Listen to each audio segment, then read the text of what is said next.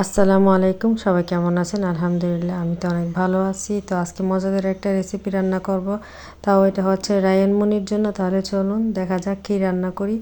আর এই হচ্ছে রায়ান মুনির আর্ট করছে কালকে বসে বসে। আর এই যে দেখেন মাছগুলা অনেক সুন্দর লাগে, প্রায় সময় বসে বসে তাদের খেলা দেখি।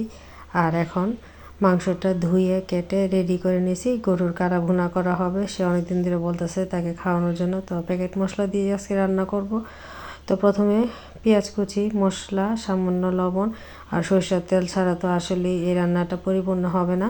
তো এখন ভালোভাবে মেখে, হাত দিয়ে মেখে তারপরে ঘন্টাখানেকের জন্য রেখে দিব। আর এই যে দেখেন ফাইনালি মাখাটাই দেখতে কত লোভনীয় লাগতেছে, আর খেতে তো আলহামদুলিল্লাহ আশা করি মজাই হবে।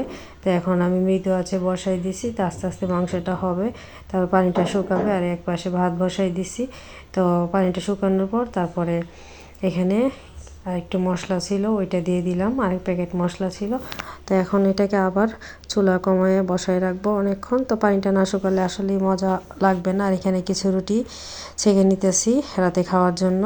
আর এই যে দেখেন ফাইনালি আমার মাংসটা রান্না হয়ে গেছে। আর এখানেও আমার রুটিগুলো ছেঁকে নেওয়া হয়েছে। আর মাংসটা এত ঝাল হয়েছে যা বলার মতন না। তো এখানে এখন সবাইকে খাওয়া দাওয়া দিয়ে তারপরে আমি আমার কাজ শেষ করে ফাইনালি খেতে বসছি। আর সব কাজ শেষ করে তারপরে সবার শেষে আসলেই প্রত্যেকটা গৃহিণীকে খাওয়া দাওয়া করতে হয়, এটাই আসলে বাস্তবতা। তো সবাই ভালো থাকবেন। আর রান্নাটা কেমন হয়েছে সবাই অবশ্যই কমেন্ট করে জানাবেন। আল্লাহ হাফেজ, আসসালামু আলাইকুম।